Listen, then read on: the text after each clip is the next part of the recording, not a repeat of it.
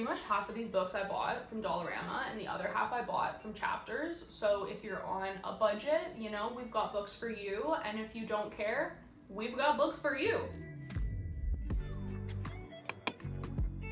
Hey guys, welcome back. So for today's video, we're gonna be talking about books. Yep, lots of books. All the books that I've read here in Edmonton these past 11 weeks. And it's honestly been a lot. Surprisingly more than I thought. I didn't realize I read this many freaking books. There is just something about a book that, I don't know, talks a little bit about love, life struggles, and this is pretty much it. Just gets to me. I love them. We're gonna talk about them, review them, and hopefully you guys can find some new books to read. And don't worry, there will be no spoilers here. I take that shit seriously. So we're gonna go through the books in the order that I read them, which means we're gonna go from bottom to top. I don't know why. That's how we're doing it. Oh. So the first book we have is Book Lovers by Emily Henry, and I really liked this book. At first, I wasn't really feeling it. It took a couple chapters to really get into the character, because she was just like the complete opposite of me. I just feel like the way that she was written at first was just so harsh and kind of cruel that it doesn't make you instantly fall in love with the character. But then as you get to know her and you kind of break down her walls, you realize that she is just a normal person, and okay, you do like her and you do want her to find happiness. This book is basically about this literary agent who ends up going on this little small town trip with her sister, and then they create this like whole list of things that they need to do while they're in the small town. And then of course she meets some handsome guy there, and who knows what happens. This book definitely didn't have a lot of drama, but it was really cute and enjoyable, such an easy read, and it is actually quite long. How many pages is this? I think this is like the longest book out of all of them. Yeah, it's like 377 pages, so this at least was a little bit of a longer read, but I would actually recommend. I would rate this probably an 8 out of 10. And apparently this book was a winner for Best Romance on Goodreads in 2022, so pretty good. So the next book is Every Summer After by Carley Fortune. This book guys, it was so freaking cute. Like I feel like when I'm looking for an easy read romance book, this is what I'm talking about. Not to mention that this book takes place in Toronto, which is where I live, and was such a nice surprise, so I just feel like, you know, I love that too, but that's not why, okay? That's not why I love the book. The book is actually really good. I wish I could just reread this book again. It was just such a nice, light, fun, cute read. It's basically about this girl whose parents buy a cottage up north, and so every summer they go to this cottage, and then she ends up meeting the neighbors. Of course, the neighbors have 2 sons, and they end up becoming best friends, and they like grow up together over 6 years, and then something happens, and then she never goes back to the cottage for years. But then, of course, something else happens and ends up bringing her back to the cottage, and she has to deal with all the stuff that happened before. I just really liked the characters. It was such an easy read that I just kept wanting to go back to. Like every time I had to put it down, I didn't want to. You know, I was just like, maybe just another chapter, just another chapter. But this one is totally worth it. I bought it full price of Chapters, and I would do it again. This one I would rate a 9 out of 10. So next up we have Feels Like Falling by Kristy, Woodson, Harvey. Oh my god, I just spit everywhere. And this book I got from the Dollarama. This book actually took me a few chapters to get into, but that's mainly because it kept going between 2 people's perspective, the 2 main characters, Diana and Gray. And I just find when books don't have just one perspective, I don't know, I just get a little confused, so it takes me longer to like the characters. But once I did, it definitely was an easy read. So this book is basically about 2 main characters, Diana and Gray. Gray's like the successful millionaire who just got divorced from her husband and they have a kid together. And then Diana is not as successful at all. And she just seems to be someone who just doesn't have luck on her side, especially because the book starts out with Gray by accidentally getting her fired from her job. but then she ends up getting to work for Gray. And while there is lots of romance in this book, I feel like this book was so much more about friendship, how these two ladies from completely different walks of life came together and pretty much became family. And it was honestly just a really light book that I didn't mind reading. I wouldn't say it was the best book ever, but it was a good one. So I would rate this a 7 out of 10. Next up, we have Always the Last to Know by Kristan Higgins. And this one is also from the Dollarama. Now, this book, I would not read again. It was so hard for me to get into it. It was also one of those books where it's from multiple people's perspectives. I think it was from a total of 3 perspectives, the mom and the 2 daughters. Actually, no, 4, because it was also the dad. My God, it was just, I feel like 4 perspectives is just too many perspectives. At a certain point, I debated whether I should even continue, but I just feel like when I start a book, I have to finish it. So I kept going, and maybe like halfway through the book, I finally got a little more into it. So this book is basically about a family who has to come together after their dad has a stroke. So one of the daughters had moved away and she has to move back home, and she runs into her high school sweetheart essentially. And then the other daughter, she already lives at home, but she's dealing with her issues. And then the mom, she has the husband who just had a stroke, and then there's all these other issues.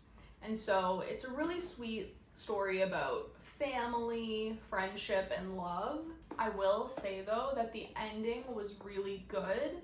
I didn't really expect where it was going at first, and it was really cute. I just feel like there was a lot of closure, and it was a very sweet ending where I could see somebody crying, you know, like reading it. I didn't, but I could see that being a possibility. But it's surprising because I do actually like Kristan Higgins. I like her books. So I was surprised that this one was so hard for me to get into. Even though I liked the book once I got to the ending, it was just so hard to get into, and it was like I just never wanted to pick it up. So I think I'm gonna give this one a 6 out of 10. Next up, we've got 1,000 Voices by Lisa Wingate, and this one is also from Dollarama. So this book probably took me maybe 2 to 3 chapters to get into, but once I did, I actually quite liked it. So this book is basically about this girl, Dell, who gets adopted at 13 and falls in love with music. But then as she graduates high school, she becomes lost and essentially wants to find out more about her family. So she goes off in search of that. And the whole book is about her search and finding her native heritage and then meeting people, romancing, all of that. But I just feel like at the end of this book, it kind of left you hanging, at least for me. It didn't feel like I had that sense of closure, and it felt like there should have been like an epilogue or like more, you know, like something was missing. So I think I'll rate this book a 7 out of 10. Next up, we've got Then Came You by Jill Shalvis. And this one was also from Dollarama. This book was really easy to get into. So this book is basically about this girl who has to go to a small town to fulfill her scholarship, which completely goes against her life plan. And so the whole time she's there, she is just counting down the days until she can leave.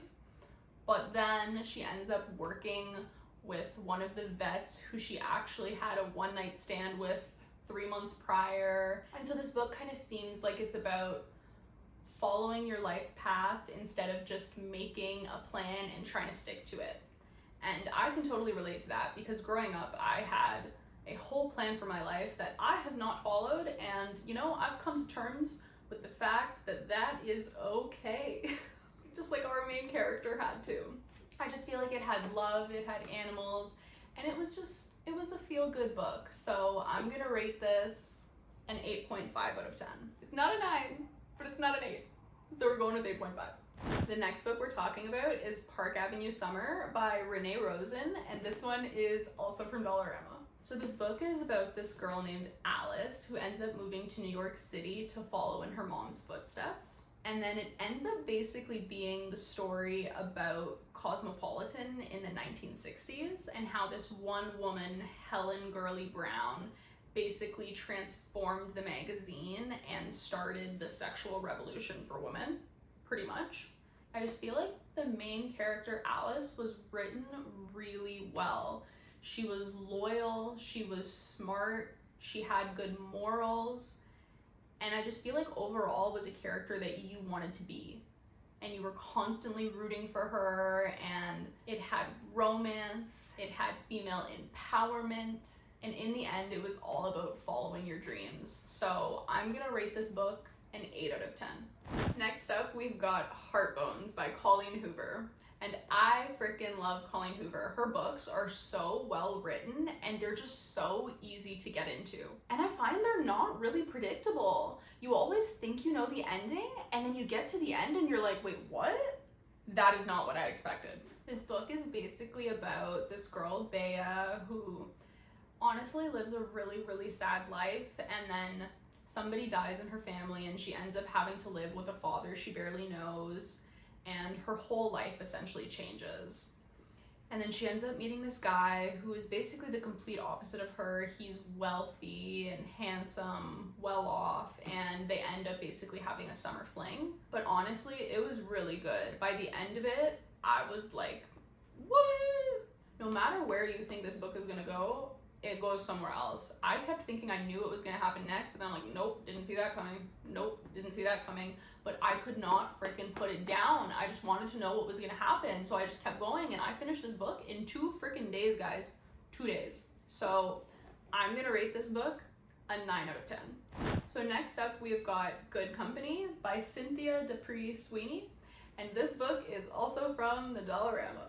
This book did take me a few chapters to get into.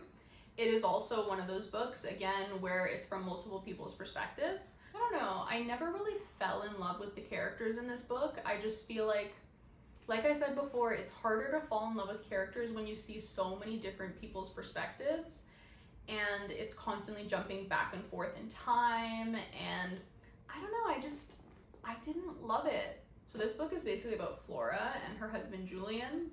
They've been together for years, they have a child together, and they are stronger than ever, or at least Flora thought. All of a sudden she finds her husband's wedding band in a drawer in an envelope, which makes no sense because he had said like 10 years ago that he lost it in a pond. So now this has her questioning everything about her marriage, eventually has her questioning everything about her friendship, and basically is about the ups and downs of friendship and marriage. But it is one of those books where at the end you don't really get that closure you're looking for, or at least I'm normally looking for. It more so leaves it open to interpretation, which personally I don't like. I just want to know what happens in the end. Like, just write it out. Just tell me. I don't want to have the option to make it up myself. Okay? So I didn't really like that aspect of it, and it took me a bit to get into. So because of that, I'm gonna give this a 7 out of 10. So next up, we have Goodnight Beautiful by Aimee Molloy, and this one is also from Dollarama. I'm also just realizing that I haven't actually read this book. This is the last book that I have to read that I'm most likely gonna finish reading on the plane back. So we can go through this together and guess whether I'm gonna like it. Newlyweds Sam Statler and Annie Potter are head over heels, excited to say goodbye to New York and start a life together in Sam's sleepy hometown upstate. Or, it turns out, a life where Annie spends most of her time alone while Sam, her therapist husband, works long hours in his office tending to the egos of his mostly female clientele. Little does Sam know that through a vent in the ceiling, every word of his sessions can be heard from the room upstairs. The pharmacist's wife contemplating a divorce, the well-known painter whose boyfriend doesn't satisfy her in bed. Who could resist eavesdropping? Not me, that's for sure. Everything is fine until the French girl in the green Mini Cooper shows up and Sam disappears into thin air, throwing a wrench into Sam and Annie's happily ever after. Okay. I mean, that sounds pretty interesting. I wouldn't mind eavesdropping on a therapist, that would be fun, but who knows what's gonna happen with this Mini Cooper girl. I am a little concerned, however, because the Goodreads rating for this book is a 3.77, and I've just been finding anything below a 4 usually means the book isn't amazing. But I'm still gonna read it, and I'll let you guys know in the comments how it goes, but I feel like for $3, I'm not gonna be disappointed. For now, this one is unrated. Alright, well those are all of the books. You guys know the drill. If you enjoyed the video, hit that like or subscribe button, and I'll see you guys at the next one. Love you!